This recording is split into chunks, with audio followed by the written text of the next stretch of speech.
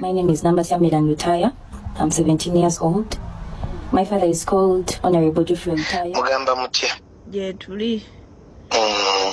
Tuyina amawulire ge tufunye wano kavidiyo akatambula ng'omwana agamba tafuna buyambi ate nga mwana we.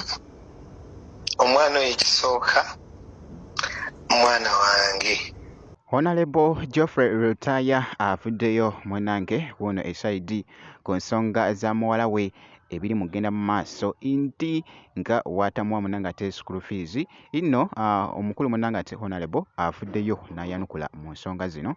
Actually byengenda okubeera nga nkutuusako maaso awo kosaate Dr. Jose Chameleone naye wuuno ali mukakasa nno ku nsonga nno eziri mu kutambula munanga ate ku social media wali we yabadde munanga ate ewa President Yoweri Kaguta Museveni eruuyi eri n'ebiri mu ttambula mu makkati awo ku Bobi Wine ngenda kubeera nga mbikuyitiramuko mu maaso awo kakasa enti nno gwe kasitobeera nga osubscribinze ebisigadde byonna bitulekere kosaate n'okulayikinga video nakyo kikulu nnyo.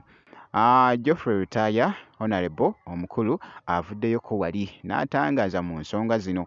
Omanyi Geoffrey Rutaya y'omu ku basajja munanga ate abaludde mu kintu eky'omuziki akasente ko muganda wange weekali. Member of Parliament munange afunira ddala akasente munanga ate akaweerako ddala obukadde nga 35 kasitambera nga munanga ate nga sirimbye. Kakati nno bino bibadde munanga ate byogeza abamu obwama nti yiyi omukulu kiki ate omwana ono okubeera nga ddala tamuwa munanga ate school fees. Omanyi mulimu munange abantu abamu nga ayinza okuba nga sente azirina naye nga muganda wange famire nga yo tagifaako.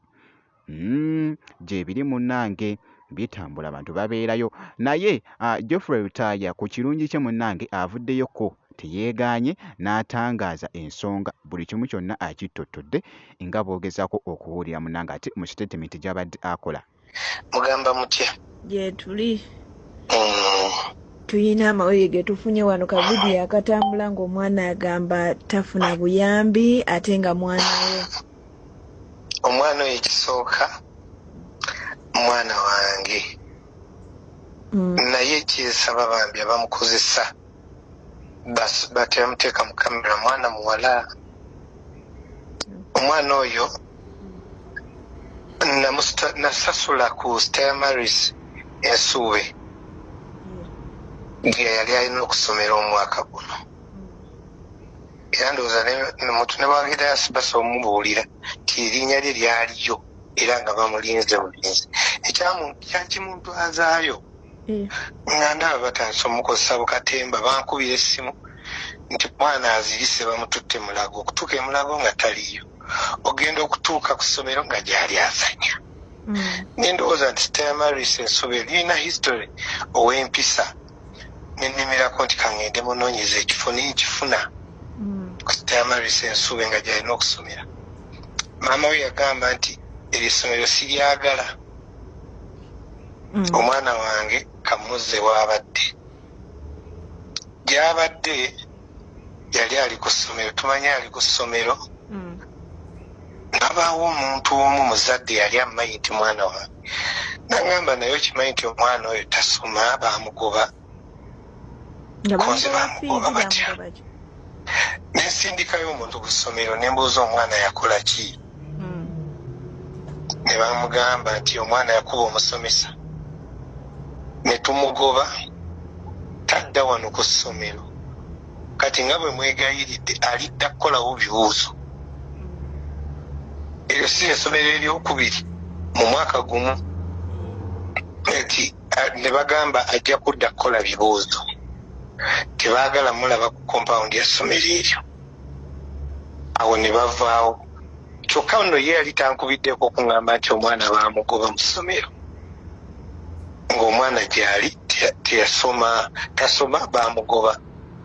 Muzadde yankubira naŋŋamba kati ne bagenda yeyini nagenda n'afuna essomero ne bamugamba okubeerawo kano akadde akakola bibuuzo mujja tuwa miliyoni $9,900 oba $9,906 era bwe babadde bakolera ebyo nga nabawadde koda nataddeyo koda $1,300,000. In fact ndowooza naako we bakafundikoledde nga twabongedde n'enkaaga nga obanga babangi mitwalo ba 8 oba mmeka era n'okubaweereza enkaaga ezo nga manyi ziba ziggwayo oli gwe naziwadde yagambye bugambi nti bamugambye bugambi nti waliyo ezibulako emitwalo nga 8 naye ng'omwana tebasaana mukozesa ebyo era kyenyinza okugamba nti omwana oyo bandibadde engeri gye bamutadde mu kamera bandibadde bamumpa nabeera eno omwana amukulu alina emyaka owa 17 tubeere naye amanye ekika kye nze nina abaana b'abaganda bange basoma bonna ffe twazaalibwa abaana 13 mu lubuto lwa maama nekufaako 10 kati gwe tandika okulowooza nze mulenzi ali okwaba 10 abaafa abaana abo bonna basomye nga mbalabira bulungi abaana b'abaganda nabo abantu abalala bembasobodde. Kankwongereyo munnange ne Dr. Jose Chameleone. Chameleone yabaddeko ku laale emu actually eya President Yoweri Kaguta Museveni. Wabula Chameleone yavuddeyo munnange n'akola statement.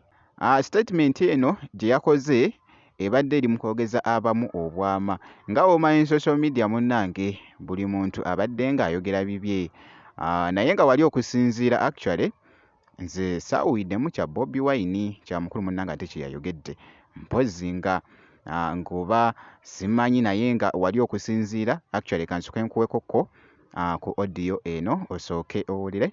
Your Excellency, emirimu gyange egy'okuyimba nagiwummuza ndi mu kunoonya kalulu ka Ssaabalwanyi His Excellency Yoweri Museveni yanziza nnyo era muzeeyi bapromota nabagambye tubaddeyo kumbuukinga omulimu gw'okusagula akalulu ka muzeeyi nagwewadde nagutandika dda boda tuki. Your Excellency, njagala otuke sorotinga nasooseyo dda bano abavubuka boolaba bali abaleekanira gye baleekanira batiisatiisa eggwanga muzeeyi abo abavubuka nakula nabo ne tuzunganga nabo muzeeyi n'emiziki nebagobayo kibali baliyo bakusunguwa muzeeyi ngenda bakutaasaako muzeeyi balekeraawo okulimbalimba bavubuka bannange nti tugenda kuba otuufu nga tugenda kuba ki. Bibadde munnange biri mu kutambula awo nti oba yabadde ategeeza munnange ate esaidi eri ewa Bobi Wine naye ndowooza naawe munnange ate obulidde temubaddeemu kigambo kya Bobi Wine. Actually ndowooza wembeera nga ndi mutuufu actually ndowooza yabadde alina munnange ate byategeeza ewalala esaidi naye nga bw'atyo Chameleone bw'abadde akakasa nti nno agenda kutambula munnange ate mulaale z'omukulu munnange ate President Yoweri Kaguta Museveni nga bw'owulidde munnange bibadde bikyatambula wali munnange ate ku social media. Bw'atyo nno Chameleone bwe yalabiseekoko esaidi eyo mulaale bwe nti nno munnange ate bwe nkoze gwe kasitobeera ng'osubscribinze ebisigadde byonna bitulekere.